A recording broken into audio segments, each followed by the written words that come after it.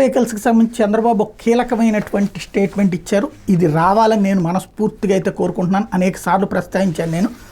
ఏంటి అంటే రాష్ట్ర వ్యాప్తంగా ఎలక్ట్రిక్ వెహికల్స్కి సంబంధించి కీలకమైనటువంటి చర్యలు తీసుకుంటామని ప్రకటించారు. అందులో ప్రధానమైనటువంటి అంశం ఏంటి అంటే 5,000 ఇవి పెడతామని, ఎలక్ట్రిక్ వెహికల్ ఛార్జింగ్ పాయింట్లు పెడతామని. యాక్చువల్గా ఇది అతిపెద్దదైనటువంటి అంశం, రాష్ట్రంలో ఎదురవుతున్నటువంటి సవాల్. ఎలక్ట్రిక్ వెహికల్స్ అన్నటువంటి దానికి ఎదురవుతున్నటువంటి సవాల్ ఏంటిది?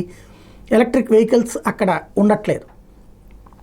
అదే ఎలక్ట్రిక్ వెహికల్స్ కొంటున్నారు. కొన్నవాళ్ళు లోకల్గా తిరగడానికి ఒక 100-150 కిలోమీటర్ల రోజు తిరిగే వాళ్ళ వరకే ఉపయోగపడుతుంది తప్పించి మిగతా పెట్రోల్ డీజిల్ కొనుక్కునేతో వెహికల్ నడిచే వాళ్ళు ఎందుకు ఎలక్ట్రిక్ వెహికల్స్ వైపుకి పోవట్లేదు? రూపాయి ఎక్కువైనా కొనేసుకుని వాడుకోవడానికి సిద్ధంగా ఉన్నారు. కానీ ఛార్జింగ్ పాయింట్లు ఇప్పుడు పెట్రోల్ డీజిల్ ఈవెన్ ఎల్ఎన్జీ కావచ్చు, లేకపోతే కనుక ఇతరత్ర సిఎన్జీ లాంటి ఎల్పిజి కానీ సిఎన్జీ కానీ ఇట్లాంటి బంకులు కూడా ఉన్నాయి.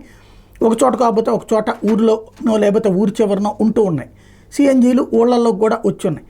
వెళ్ళే దారిలో హైవేల మీద కూడా దొరుకుతుంటాయి. కాబట్టి ఆ వెహికల్స్ వరకు ప్రాబ్లం. కానీ ఎలక్ట్రిక్ వెహికల్ తీసుకుని రోడ్డు ఎక్కిన తర్వాతన పల్లెటూరు ప్రాంతాల్లో అయితే అస్సలు నథింగ్, ఏమీ కనబడట్లేదు. మెయిన్ రోడ్డు ప్రాంతాల్లో అక్కడక్కడ ఉన్న గంటల కొద్దీ ఛార్జింగ్లు, అది కూడా అతి పరిమితంగా ఉన్నటువంటి పరిస్థితి. దాంతో ఎలక్ట్రిక్ వెహికల్స్ మీద ఇంట్రెస్ట్ చూపెట్టట్లేదు. కానీ పొల్యూషన్ ఫ్రీ, సేమ్ టైం ప్రజలకి భారం తగ్గించేటటువంటి, ప్రయాణ భారం ఖర్చు తగ్గించేటటువంటి వెహికల్స్ అవి.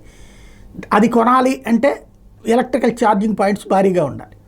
అవి ఇప్పుడు రాష్ట్రంలో ఏర్పాటు చేస్తామని ప్రకటించారు చంద్రబాబు. అది గనక జరిగితే అతి భారీ మార్పు అని చెప్పచ్చు.